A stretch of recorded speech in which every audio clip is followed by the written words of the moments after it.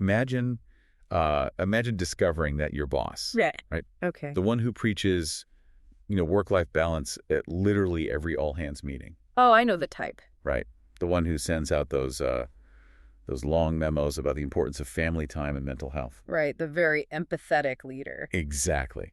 But then you find out they secretly track your mouse movements. Oh, wow. Yeah, your mouse movements and your keystrokes when you work from home. That is just, well, that's wild. What actually happens in your brain the exact moment you realize their public words and their private actions are, living in two entirely different universes. It's a jolt. I mean, it really is. You don't just feel disappointed, right? You feel this physiological shift. Oh, absolutely. Your guard just immediately goes up. Yeah, your willingness to, go the extra mile, it just completely vanishes. It evaporates. And every single thing that boss says to you from that exact moment forward is just, well, it's filtered through this heavy, thick layer of suspicion. Right, because it is an instantaneous rewriting of the social contract. Yes. The moment you uncover that kind of discrepancy, your brain essentially categorizes that leader as an unpredictable threat. Wow, a threat. Not just a bad boss, but a threat. Exactly, rather than a reliable guide. So you stop collaborating and you start, well, protecting yourself. And hunker down. Yeah, the entire friction level of the relationship just skyrockets. And the speed at which you can accomplish literally anything together just grinds to a halt. And that friction right there is exactly what we are dissecting today. It's such a crucial topic. Because if you were listening to this, you've probably sat in a meeting where a leader confidently stated some, core value. Oh, for sure. Only for you to watch them violate that exact value before lunchtime. Literally the same day. The frustration of that gap. So today, we are doing a deep dive into a piece of source material that treats integrity not as some, lofty, abstract, philosophical idea. Right, not just a buzzword. Exactly. But as a highly practical, really gritty daily discipline. I love how grounded it is. We're looking at a concise but incredibly dense document. It's titled, simply, Episode 7 Companion Workbook, Integrity in Leadership. What makes this workbook so compelling is its absolute refusal to let the reader hide behind vague intentions. It really doesn't let you off the hook. Not at all. It forces you to look at the actual mechanics of your own behavior. It treats integrity as an operational framework. An operational framework. I like that. Yeah, it basically assumes that if your actions and your words do not match, you have a structural flaw in your leadership. Like a literal crack in the foundation. Exactly. And that flaw will eventually cause a collapse regardless of, how good your quarterly numbers look. Right. The numbers can't save you forever. So we're going to explore the core themes this workbook lays out. It's quite a journey. It is. We're going to look at the visceral impact of inconsistency, the biological reasons why lying is often our default setting. Which is a fascinating part of it. Yeah. And the very specific, actionable steps the text provides to actually close the gap between what we say and what we do. Yeah, moving from theory to practice. Exactly. It covers everything from targeted transparency to daily affirmations, and it honestly pulls zero punches. The psychological sequencing of the document is, it's really a masterclass in behavioral change. It really is. It doesn't open with a sermon or like a list of 10 rules for being a good person. Right, no platitudes. It opens by forcing the reader to confront the agonizing reality of what happens when leadership actually fails. Yeah, so the workbook starts with this section called reflection prompts. Heavy-hitting stuff right away. Oh, yeah. The very first instruction asks you to recall a moment when you witnessed or experienced a lack of integrity in leadership. Just diving right into the trauma. Seriously. And it asks you to define exactly how it affected your trust. When I read that, the image that immediately materialized for me was this massive pane of flawless architectural glass. Okay, I like this visual. Right. Because when a leader operates with genuine integrity, that glass is completely invisible. You don't even notice it's there. Exactly. You don't even think about it. You just look right through it at the vision, the goals, the roadmap for the future. Right. The transparency allows for total focus on the objective. Right. You aren't distracted by the medium through which you are looking. But the moment you witness that discrepancy, like the boss tracking your mouse while preaching work-life balance. Yeah, the hypocrisy. It is the equivalent of someone throwing a piece of spark plug porcelain right into the center of that pane of glass. Oh, wow. It shatters. It shatters. It doesn't just crack. Yeah. It spiderwebs outward in every single direction. Yeah, completely compromised. And here is the truly devastating part about trust, right? Yeah.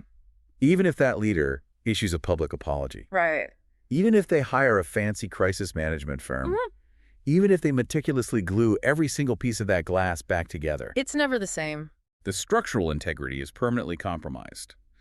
But more importantly, the light catches every single one of those glued fractures forever. That is such a vivid way to put it. You can never unsee the damage. There. And the permanence of that visual is crucial because it actually maps perfectly onto how the human amygdala encodes betrayal. Okay, let's unpack the biology of that.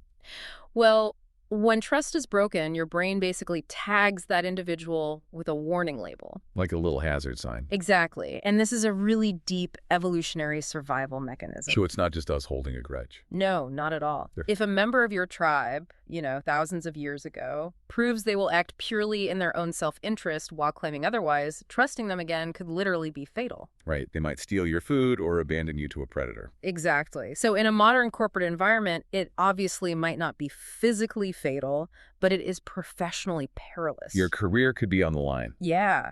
Your brain remembers the sting of the shattered glass to prevent you from being cut twice. Wow.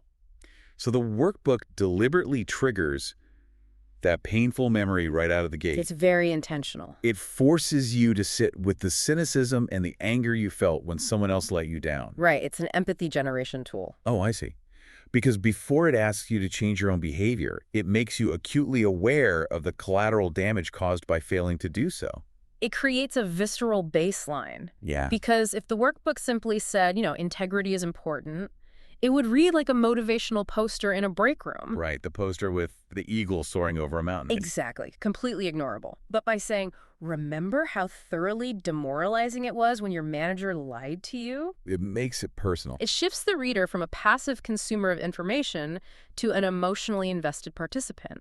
You connect with the pain, and that pain becomes the fuel for the difficult introspection that follows. And the introspection gets difficult very quickly. Oh, yes, it does. Because prompt number 2 immediately pivots the spotlight. It asks, in what areas of your personal or professional life do you struggle most with consistency between words and actions?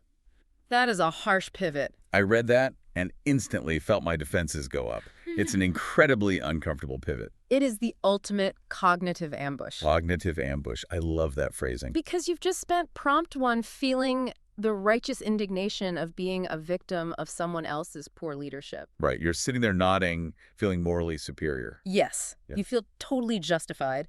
And then prompt 2 holds up a mirror and says, okay, now, where are your fractures? Oof. Let's dig into the psychology of this because I find this just fascinating. It's so revealing about human nature.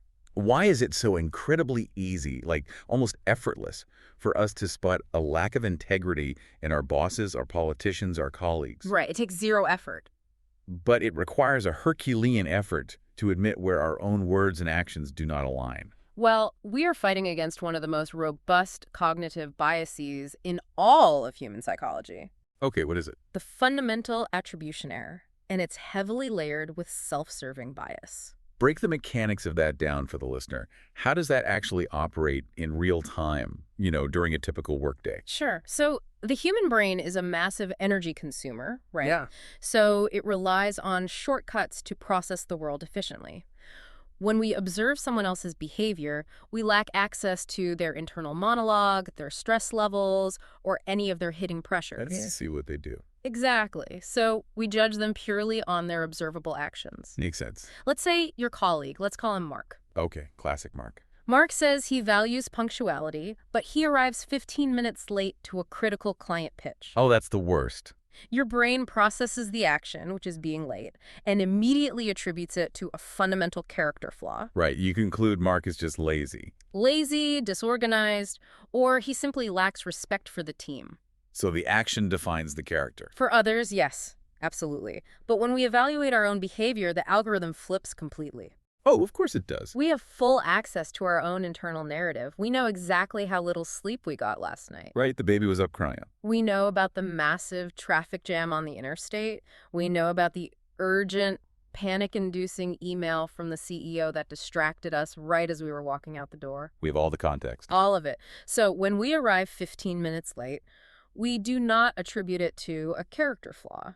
We attribute it to situational variables. We judge ourselves by our unseen intentions. We give ourselves endless contextual immunity. Endless. We basically tell ourselves, I intended to be on time. The universe just conspired against me. Therefore, I am still a person of high integrity. Precisely. We construct this narrative where our core identity remains completely untarnished, despite our contradictory actions. It's like a mental magic trick. It really is. Let's look at another example. If a manager claims to have an open-door policy but snaps at a junior employee who interrupts them. Oh, that happens all the time. Right. The manager tells themselves, I was under immense pressure to finalize the budget. I really do mean to be accessible. I just had a weak moment. So they still view themselves as an open, accessible leader. Yes, in their own mind, they are still that great leader. The junior employee, however, only experiences the hostility. And they conclude the open door policy is a complete sham. Exactly. The junior employee is judging the manager the exact same way we judged Mark for being late. Wow. And this is why the workbook's second prompt is so, well, destabilizing. It really pulls the rug out from under you. By demanding that you identify the areas where you struggle with consistency, it actively strips away the illusion of your intention. It refuses to let you grade yourself on a curve. Yeah, no more curves. It forces you to look purely at the delta between your stated values and your observable output. It essentially says, I don't care what you intended to do. Where are your actions betraying your words? Which is such an ego-bruising exercise. It really is. But, and this is important, the workbook doesn't leave you wallowing in your own hypocrisy. Right, it doesn't just beat you up and walk away. Exactly. It moved to a third reflection prompt that's designed to offer a lifeline. It asks, what role models of integrity have inspired you?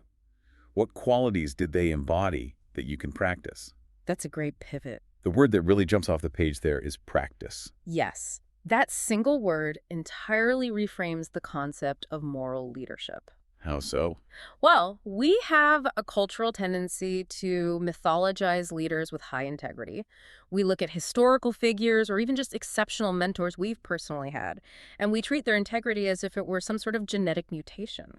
Like they were born with a superpower. We think they were simply born with a supernatural capacity for honesty that the rest of us just lack. Which, if you think about it, is an incredibly convenient belief system. Oh, it's a perfect excuse. Right.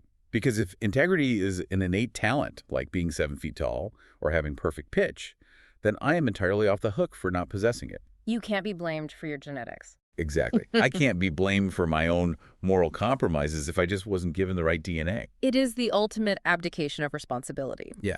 But the workbook dismantles that excuse entirely by asking what qualities you can practice.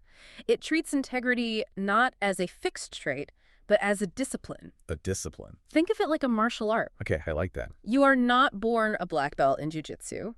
You might have certain physical aptitudes, maybe you're naturally flexible, but you only achieve mastery by going to the mat every single day. Putting in the reps. Exactly. Right. Learning the techniques and drilling the forms until they become muscle memory. So you borrow the techniques from the masters, your role models, and you drill them. Yes. So you observe that your favorite former boss always took the blame when things went wrong publicly, but praised the team privately. A classic leadership move. That isn't a magical aura they possess. Yeah. It's a specific, replicable behavioral technique. And recognizing that it can be practiced empowers the reader so much. Because it's suddenly achievable. Exactly. You have established your baseline. You felt the pain of broken trust.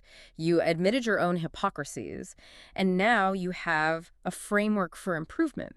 You know what you need to practice. But there's a danger here, right? Always. You can do all the reflection in the world, you can identify your flaws, you can pick your role models, and you can still show up to the office on Monday and repeat the exact same toxic patterns. Oh, insight does not automatically equal change. Exactly. I know I need to eat more vegetables, but I still order the fries. We all do.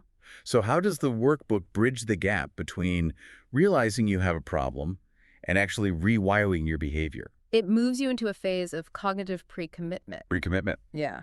Section 2 of the document transitions from reflection to a series of integrity affirmations. Affirmations, okay. If the reflection section runs a diagnostic scan to find the bugs in your operating system, the affirmations are the foundational code for the software update. I see. And the first line of code in this update is, honestly, it's heavy. It sets the tone immediately. The affirmation reads, I will speak truth even when it costs me. Yeah. I really want to linger on the phrasing there because it is very easy to nod along to the first half. I will speak truth. Everybody agrees with that. Sure, it sounds great on a bumper sticker. But the addition of even when it costs me completely alters the gravity of the entire sentence. It changes everything. What is the workbook implying about the nature of truth in a leadership context here? It is drawing a very hard line between convenient truth and costly truth.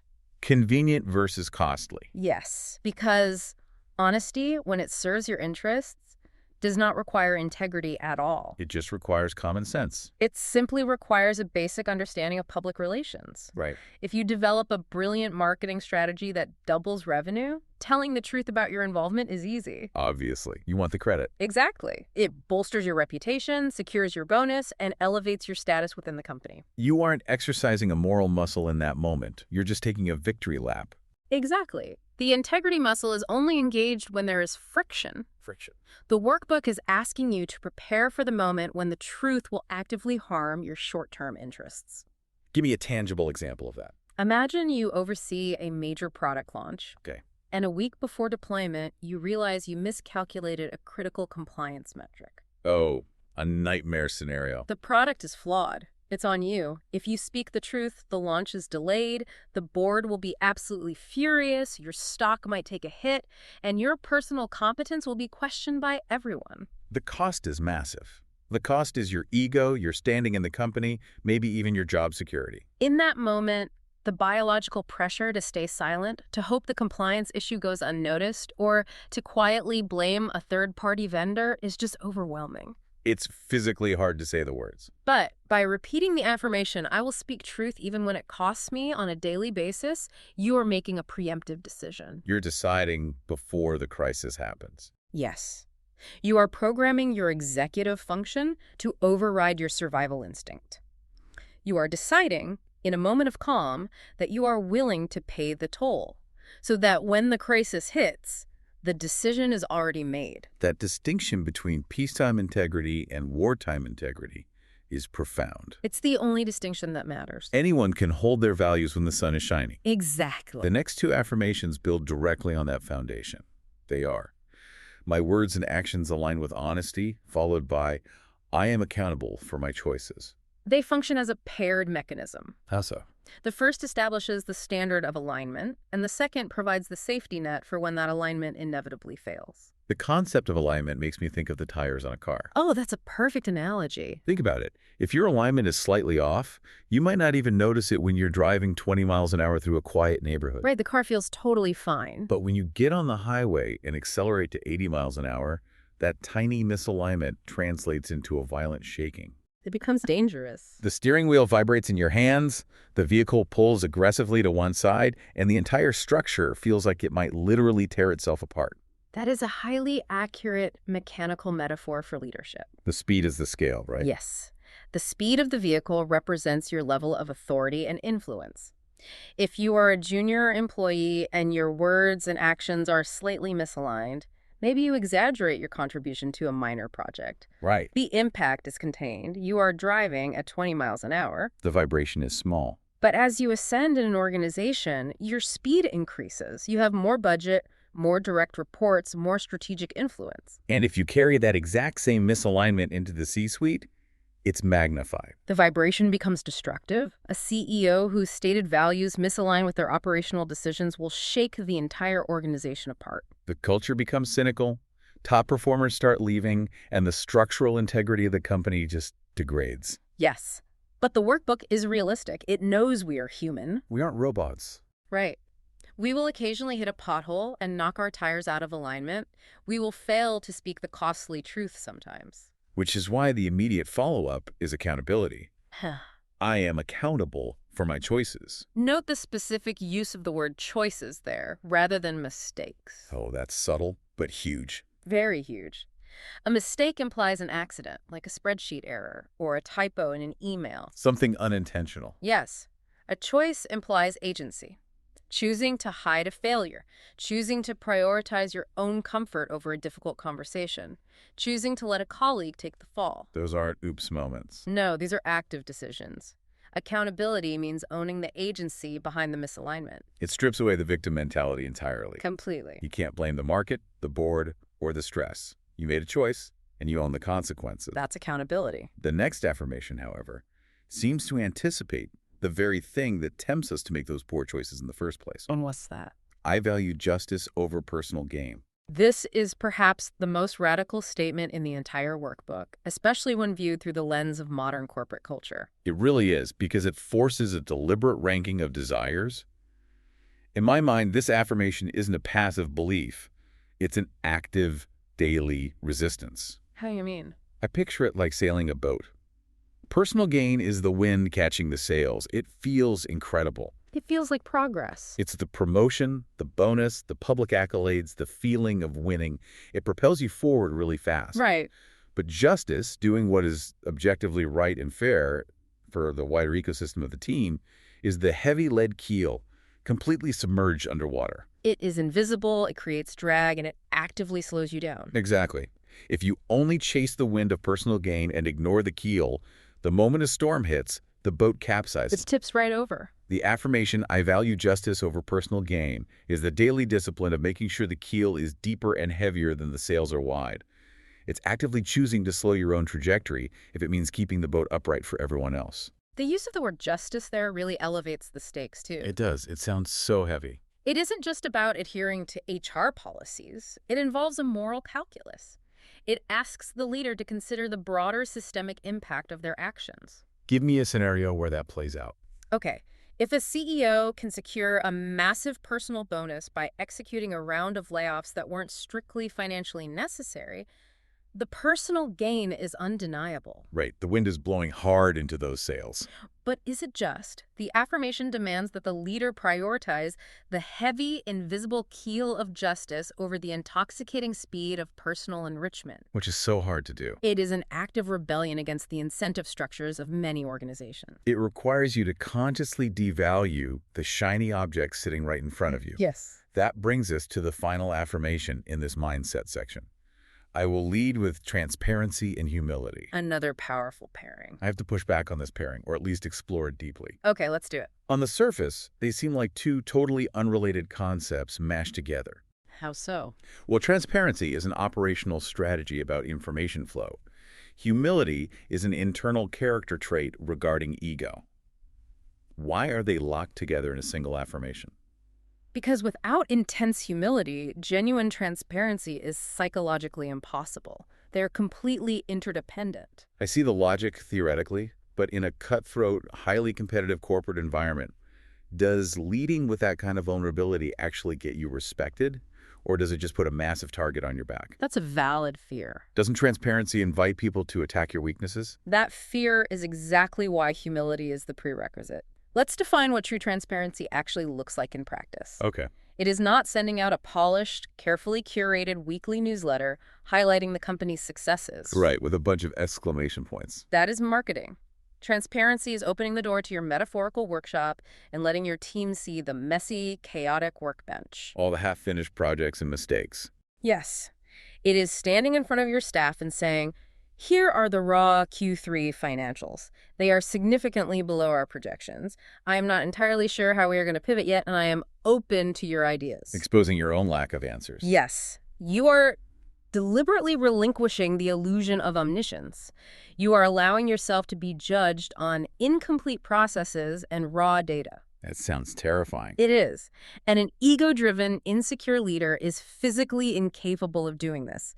Their sense of self-worth is entirely tied to being perceived as the smartest, most capable person in the room. So they hoard information. They hold it because controlling the narrative creates a false sense of safety. Because if they release the raw data, someone on the team might interpret it better than they did, which threatens their fragile ego. Precisely. Humility acts as the essential shock absorber for the vulnerability that transparency demands. The shock absorber. If you are deeply humble, you do not require the illusion of perfection to feel secure in your role.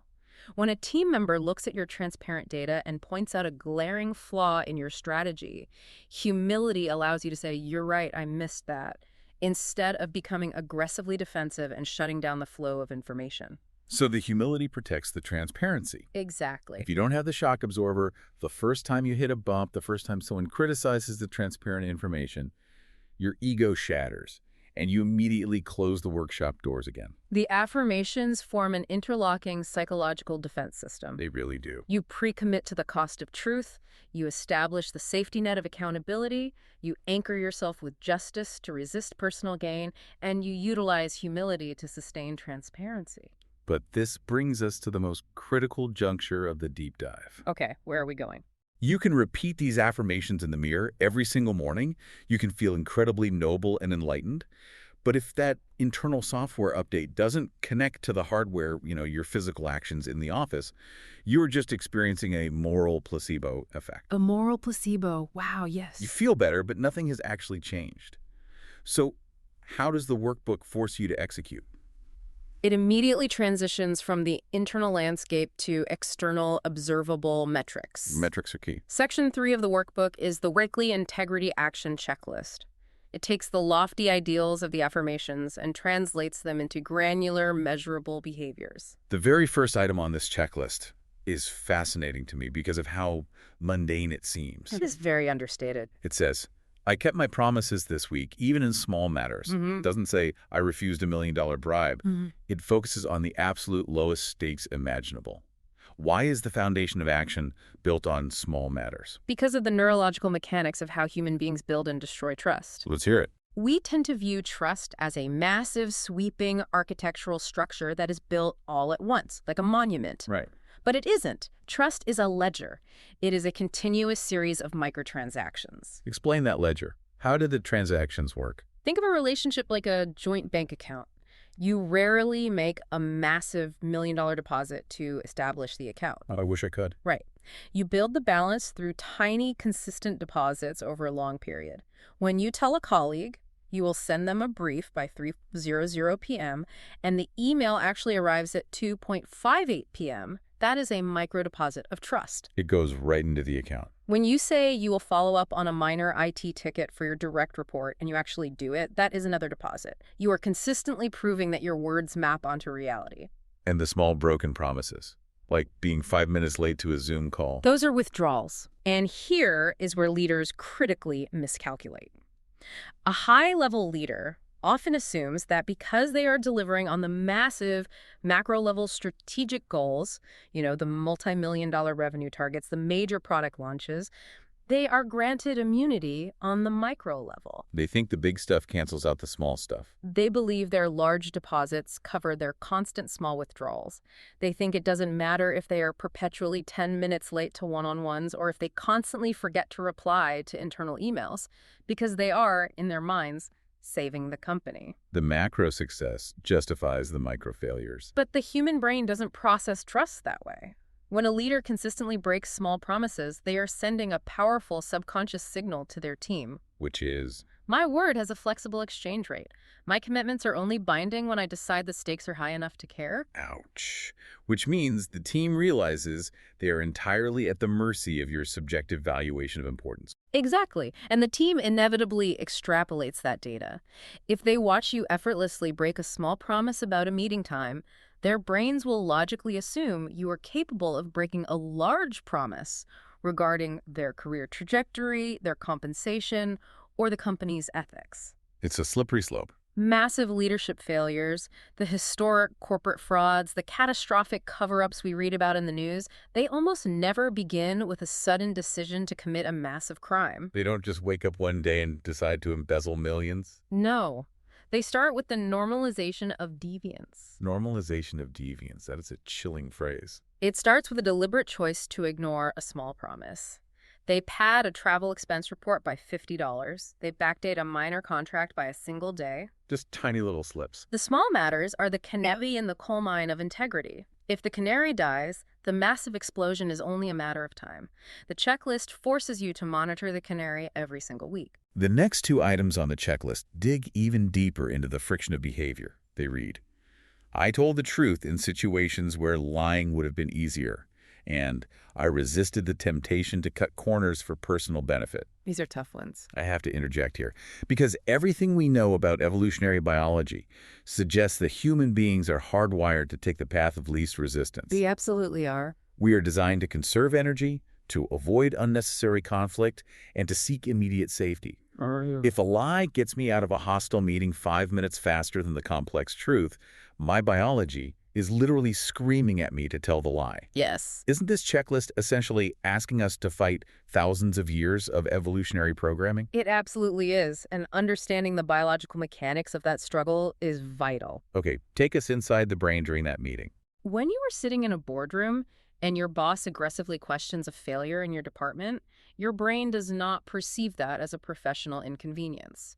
The amygdala, which is the primitive threat detection center of your brain, processes that social confrontation using the exact same circuitry it uses to process a physical predator. Your body thinks it is literally under attack by a bear. Your cortisol levels spike, your heart rate increases, and your brain immediately begins scanning for an exit route to ensure survival. You just want to run. But in a corporate environment, you can't fight or flee physically. You can't just sprint out of the boardroom. That would be awkward. So, what is the fastest psychological exit route from a threatening social situation? A lie. Deflection. Blame. Exactly. Lying is an incredibly efficient, biologically soothing survival tactic in the short term. If you say, the vendor gave us the wrong data, the threat instantly dissipates. The boss stops yelling, the meeting ends, and your amygdala calms down. You survived. So when the checklist asks if I told the truth when lying would have been easier, it is acknowledging the intense biological pull of the lie. The radical honesty of the workbook is what makes it so effective. It validates the temptation. It doesn't pretend that being a leader of integrity is this serene, effortless state of grace. Like you're just floating above it all. Right. It says, we know you felt the adrenaline. We know the lie was sitting right there on your tongue, ready to save you. Did you use your executive function, the advanced, rational part of your prefrontal cortex, to deliberately override your primitive survival instinct? It's the cognitive equivalent of holding your hand on a hot stove because you know it's medically necessary. Yes. You are feeling the pain of the truth, knowing the lie would offer immediate relief, and choosing the pain anyway. And just like a physical muscle, your executive function only grows stronger when it encounters resistance. If you only ever tell the truth when it is convenient and painless, your integrity muscle atrophies. You must actively seek out the friction of the difficult truth to build the neurological pathways required for high-stakes integrity. That reframes the entire concept of a difficult conversation. It isn't a burden. It is a repetition at the gym. That's a great way to look at it. Okay, the next two checklist items pivot from the internal struggle to the external management of the team. I made decisions with fairness, not favoritism, and I acknowledged my mistakes openly and took responsibility. These are critical for team culture. How does a leader actually operationalize the first one? Because human beings naturally gravitate towards certain personalities. Sure, we all have people we click with. If I have a team of 10, there will inevitably be 1 or 2 people I simply enjoy talking to more. We have the same hobbies, whatever. How do you actively blind yourself to favoritism when affinity is a natural human reflex? You cannot eliminate natural affinity. That's impossible. But you can systematically blind your decision-making processes. Okay, how? Well, first we have to understand why favoritism is so toxic. It is a localized corruption of justice. It destroys team morale faster than almost any other leadership failure because it obliterates psychological safety. People feel like the game is rigged. Exactly. If your team observes that resources, prime assignments, or promotions are distributed based on who you enjoy having coffee with rather than objective merit, their intrinsic motivation plummets. Why should they grind for a project if the rewards are already predetermined? It breeds intense cynicism. To combat it, a leader must build external friction into their choices. When assigning a high-profile project, you don't just go with your gut because your gut is biased by affinity. Right. You force yourself to write down the objective criteria required for the project, and you grade your team members against that rubric before making the call. You are checking the box to ensure the heavy keel of fairness is overriding the easy wind of favoritism. And when you inevitably miscalculate, when you assign the wrong project or back the wrong strategy, the next checklist item demands you acknowledge the mistake openly. Yes, the open acknowledgement. We touched on this during the transparency discussion, but I want to look at the specific phrase, took responsibility. Okay. Because I've seen leaders openly acknowledge a mistake, but in a way that subtly spreads the blame around. Oh, the non-apology apology? Yes. They'll stand up and say, well, mistakes were made on this rollout, and we all have things to learn. The infamous passive voice of corporate apologies. Mistakes were made, as if the mistake spontaneously generated itself in the ether. Exactly. It's a pseudo-apology. Taking responsibility means saying, I made the wrong call. But again, the fear is that doing so diminishes your authority in the eyes of the team. Decades of organizational psychology research proves the exact opposite is true. Really? The opposite? Yes. The leaders who hemorrhage authority are the ones who employ the passive voice, who shift blame, or who aggressively defend obvious failures. That makes sense. We all see right through. We do. But when a leader stands before their team and says, I approve the revised timeline against the advice of the engineering department. I was wrong, it cost us a month of runway, and here is how I am adjusting my decision-making matrix moving forward. The team does not lose respect. Their respect skyrockets. Because the leader has provided undeniable, observable proof that their commitment to reality is stronger than their commitment to their own ego. They have paid the cost of truth. They have demonstrated that the environment is safe for honesty. If the leader can survive admitting a massive failure, the team feels safe admitting their own micro-failures before they become catastrophic. Which brings us to the final item on the weekly checklist. Yeah. This is honestly my favorite part of the entire document because it completely inverts the focus. It's a beautiful pivot. The final checkbox is, I celebrated or honored someone else's act of integrity this week. Up until this specific bullet point, every single prompt, affirmation, and action item has been hyper-focused on the self. My alignment, my mistakes, my friction. This bullet point takes the spotlight, pivots at 180 degrees, and shines it right on the organization. It is the mechanism by which individual integrity scales into cultural integrity. Because what gets rewarded gets repeated. Always. Every organization has a default reward system, and it is usually tied to easily quantifiable metrics. Right. We ring a literal bell on the sales floor when a massive deal closes. We send company-wide congratulatory emails when a team beats a launch deadline. We celebrate speed, revenue, and conquest. The shiny objects. We very rarely stop a meeting to celebrate the invisible friction of integrity. Give me a real-world example of what that celebration looks like. Imagine a scenario where a mid-level QA engineer finds a deeply buried security flaw in a piece of software 2 days before a massive, highly publicized launch. Finding that flaw means halting the launch. It means furious executives, bad press, and weeks of grueling overtime to rewrite the code. The path of least resistance for that engineer is to ignore the anomaly, let the launch happen, and hope the flaw is never exploited. But they flag it anyway. They flag it. The launch is delayed. The company takes a huge PR hit. So what happens to that engineer? Well, in a toxic culture, they are quietly resented for causing a headache. People groan when they walk by. Right. But in a culture of integrity, the leader checks this final box. The leader stops the all-hands meeting and says, I want to publicly recognize Sarah. She found a flaw that would have been easier to hide. She chose the long-term safety of our users over our short-term convenience. That decision cost us money this week, but it is the exact behavior that ensures this company will exist in 10 years. She is the standard. Wow. When a leader does that, they aren't just making Sarah feel valued. They are broadcasting the core values to the neurological reward centers of every single person listening. Exactly. They are explicitly defining what earns status in that specific tribe. By mandating this as a weekly checklist item, the workbook forces the leader to actively scan their environment for good behavior. You have to hunt for it. It shifts the leader's brain from a critical, problem-hunting state into an observant, value-seeking state.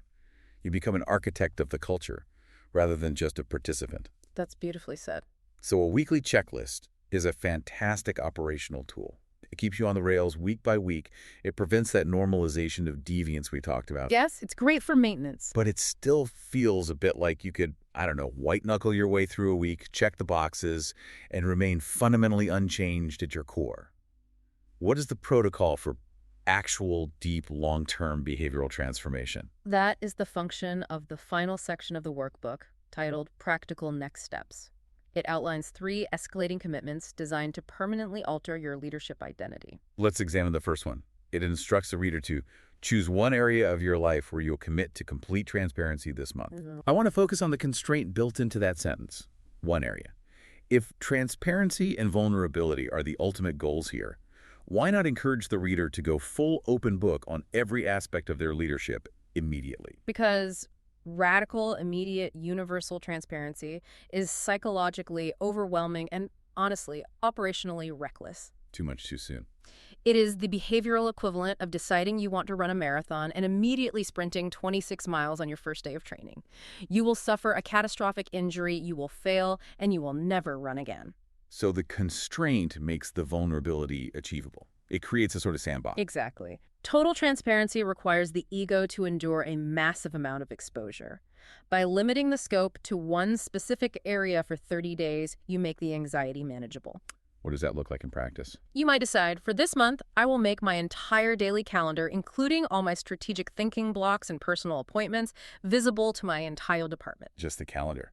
Just the calendar. Or, for this month, I will share the unedited raw data of our departmental budget burn rate with my direct reports, including the areas where I have overspent. You let them see the messy workbench in one highly specific contained corner of the shop.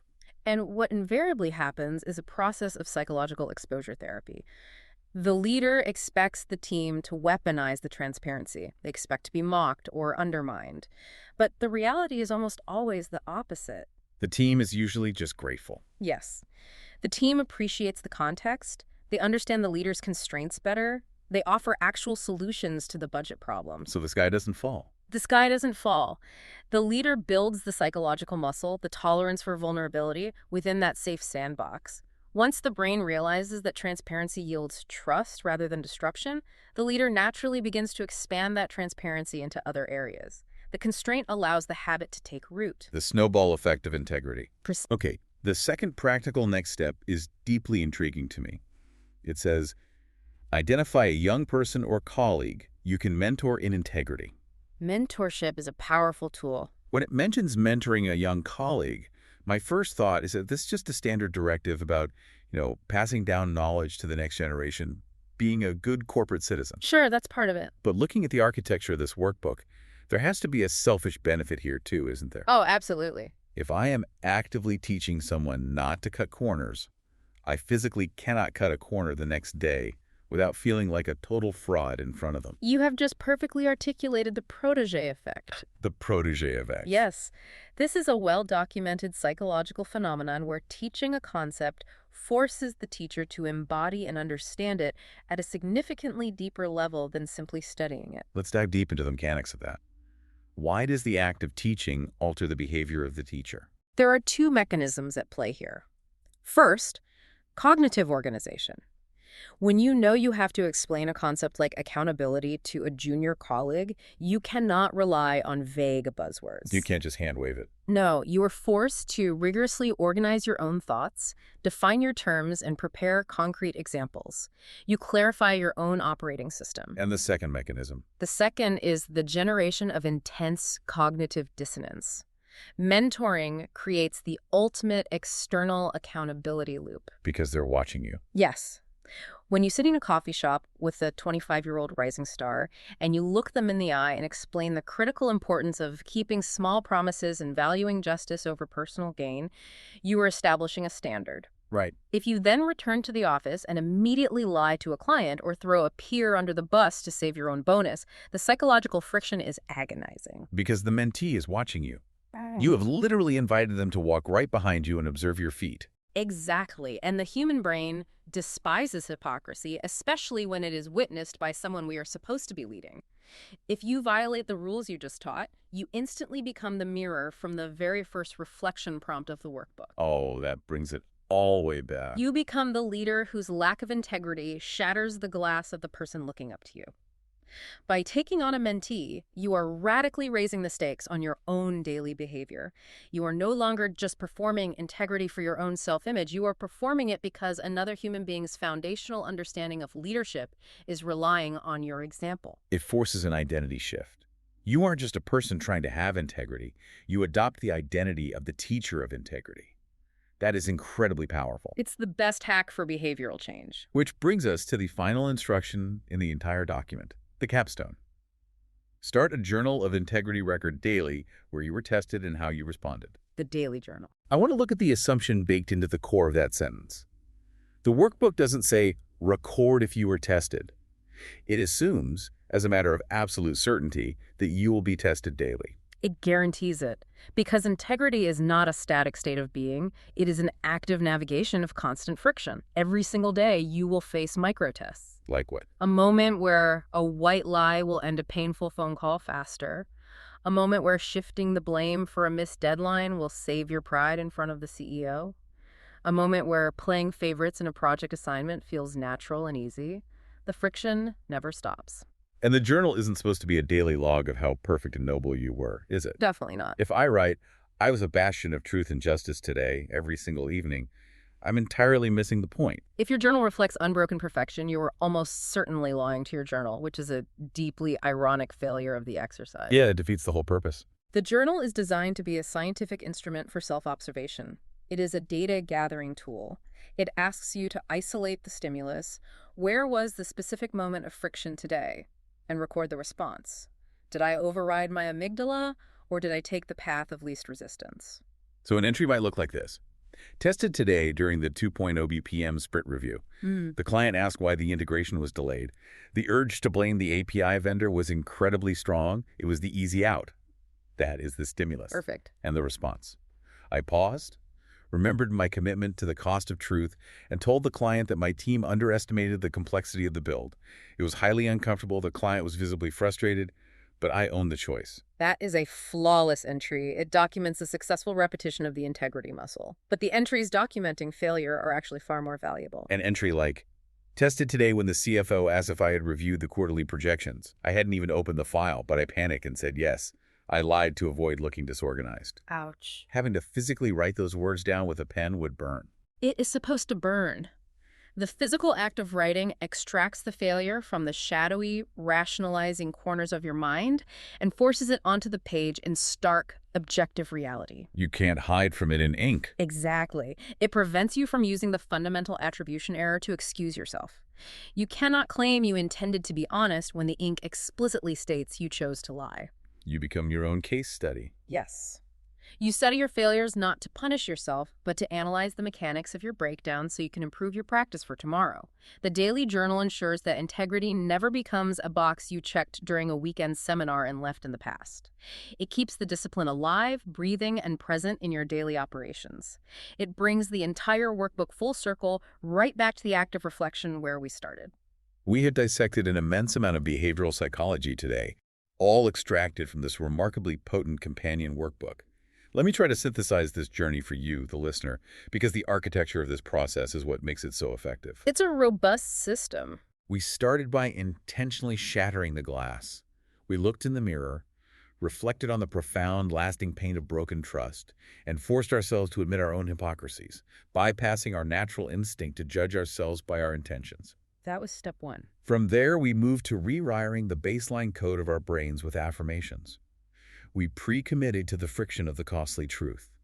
We visualized the alignment of our words and actions, dropped the heavy keel of justice to counter the intoxicating wind of personal gain, and recognized that true transparency is impossible without the shock absorber of humility. Then we put it into action. We translated that internal framework into observable reality with the weekly checklist.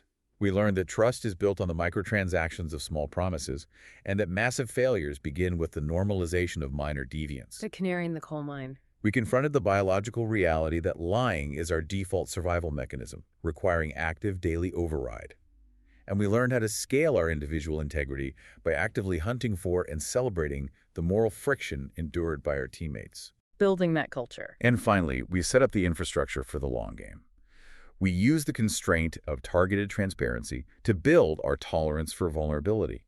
We leveraged the cognitive dissonance of the protege effect to hold ourselves accountable. And we committed to the daily scientific observation of our own friction through the Integrity Journal. It is a complete, uncompromising blueprint for rewiring how you operate in your professional and personal life. It demands an exceptional level of self-awareness and discipline. And as we conclude this analysis, I want to leave the listener with a final thought to ponder, building directly on the reality of that daily journal. What's the thought? If the workbook assumes, as a matter of scientific certainty, that our integrity will be tested every single day, it inherently implies that we will, eventually and inevitably, fail some of those tests. We're going to drop the ball. The pressure will be too high, the amygdala will hijack the brain, and we will take the path of least resistance. We will lie, we will cut a corner, or we will hide a mistake. We are fighting our biology, and sometimes biology wins. Precisely. So the provocative question you must ask yourself as you leave this deep dive is this: does true leadership integrity actually require an impossible, unbroken streak of moral perfection? Or does the truest measure of a leader's integrity actually lie in how quickly, how humbly, and how transparently they admit they have stumbled, and how actively they work to repair the glass they just fractured? The perfection isn't in never dropping the ball. The integrity is in how you pick it up and show it to the team. Exactly. Well, that is a wrap on today's deep dive. I want to thank you so much for joining us, for being willing to do the uncomfortable work of looking in the mirror, and for choosing to practice the grueling, daily discipline of leadership. Remember, the next time you face a tough choice in a meeting, the path of least resistance might keep your spreadsheet looking clean and your ego intact for a little while, but it is never worth shattering the glass. Never worth it. Until next time, keep analyzing your friction, keep practicing those forms, and we will see you on the next deep dive. Take care.